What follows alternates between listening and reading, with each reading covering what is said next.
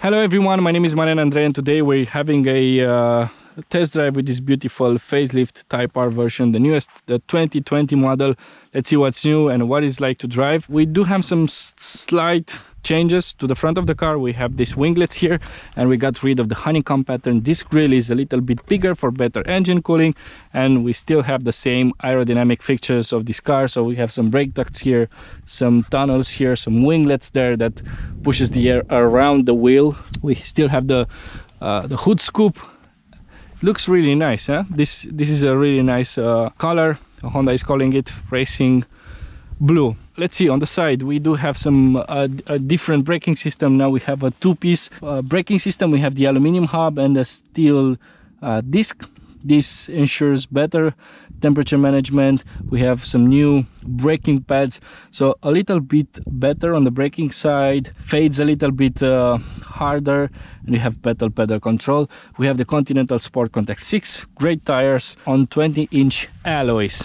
Side of the car is still the same winglets there, same braking system on the back. And here, as you can see, we do have some new winglets here. So in terms of design, it's not much of a change. We do have some new suspension system, new bush rods that are tougher, and a little bit tweaking on the wheels. We still have this huge spoiler with these vortex generators there. Same boot space, huge for a car of this. When you think of it as a sports car, it's still as practical as you can get. Here in the back, same space, enough for a baby seat. And yeah, let's get to the driver's side, because here we have some new changes as well. I pushed my seat backwards a lot so I can get a better shot of the interior. So we have this steering wheel wrapped in Alcantara, which I think it's a good idea, but not so much. It feels much better than the leather, much more grippier, but you'll have to use some gloves, especially when you drive on a racetrack. Using it daily, it might ruin the Alcantara soon enough. So another new change is, of course, we have a new gear knob, which is slightly smaller and heavier. It's made of aluminum, and once it can get really hot if it's hot outside. Of course, you should use it with care if the car stayed in sun a little bit longer than it should. We have some physical buttons for the infotainment system, so you don't have those soft touch buttons, home map, audio, telephone, and so on. And we have some new buttons for climate control. Now you have these buttons for up and down on power. Before you had to go to climate menu and change it from there, which was a bad idea. I'm glad that Honda listened to the customers and to the journalists, and they reverted back to this design. We still have this nice volume knob there and the knobs for temperature control. Otherwise, it's the same setup, easy to use. We have this driving selector for R mode, comfort, and sport, and this nice Type R logo with the serial of this car. Electronic handbrake and brake hold. Otherwise, yeah, same materials used on the traditional Civic. Really nice seats, really comfortable on longer trips, good support, really nice to be in them. Also, it helps with this hot weather. They still turn up well. Back at it, driving. Let's see, put it in comfort, and let's see how this car handles on this normal city driving.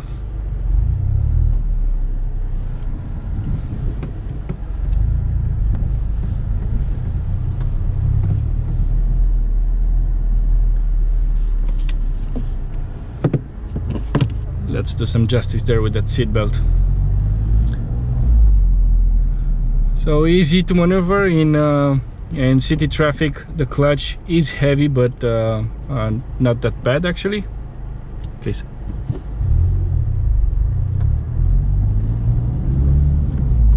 Can change up at 2000 RPM with no problem at all.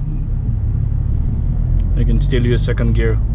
Oh, and and still has some power even at low revs.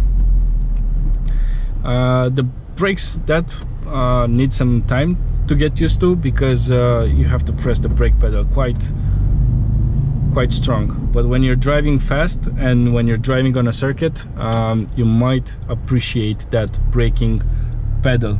Even though it's a hard braking pedal, it's very easy to modulate it for the perfect entry speed on the corner.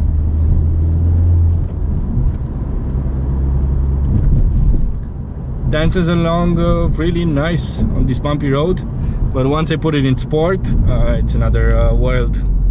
That's what I like about this car, that it feels a little bit two-faced. So when you're driving in town, it can be quite comfortable, easy to use, doesn't make too much noise inside or outside. When you want to drive it fast, then it transforms a lot. The chassis is really good. We have some nice upgrades for suspension, so now it responds 10 times faster. Also the braking, as I said, feels a little bit better, a bit more precise. We have that two-piece rotor, and of course these are upgrades that will not make you exceptionally faster, but these are welcome updates for a car that is on the market already for a few years. Of course we have start-stop because of legislation and so on, so also helps the fuel economy.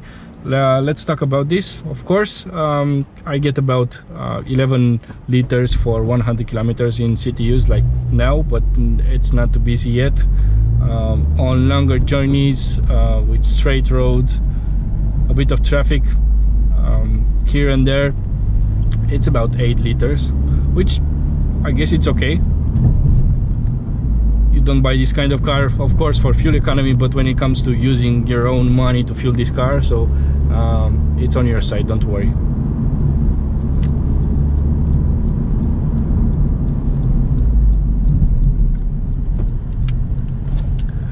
In sport mode, the steering is quite heavy in city use, of course, but also on track.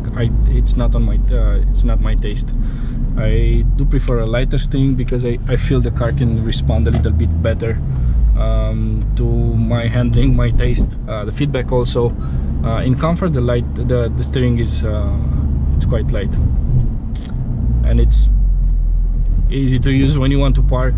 Now a thing that I don't like, it's the sound that the engine makes. It sounds a bit flat. There's a bit of rumble coming from the exhaust, but once you get to a stable speed, it's okay.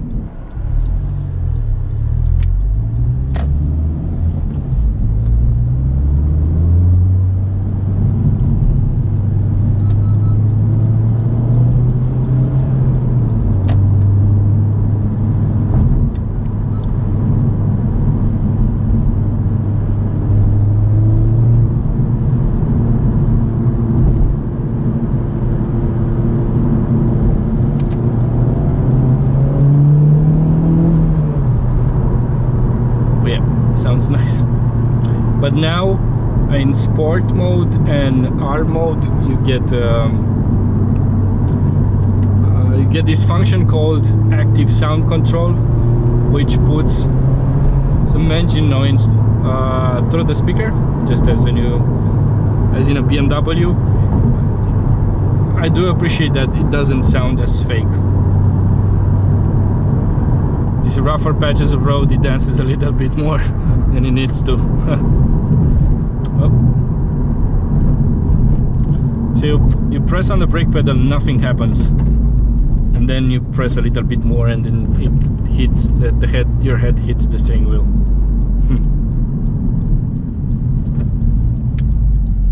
Also, you get some rev matches in sport and plus R mode, so that helps a lot when it comes to the clutch life.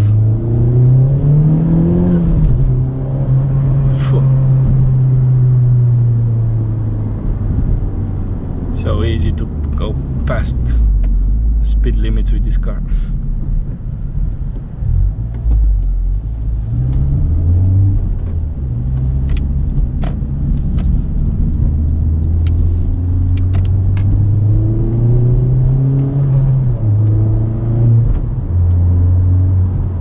And a bit of turbo sound. I don't know if the GoPro catches that, but yeah, it's there.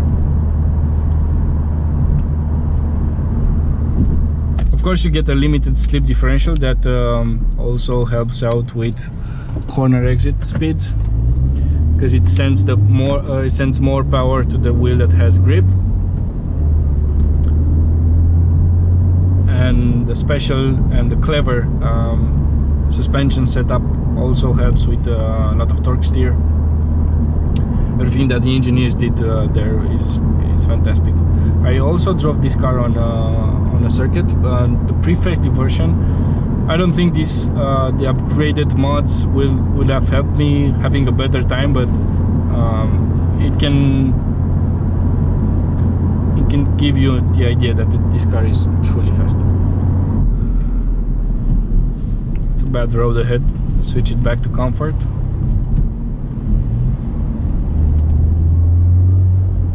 Yes, these are my thoughts about this car. I hope you like it. Don't forget to leave your comment down below, and see you on the next video.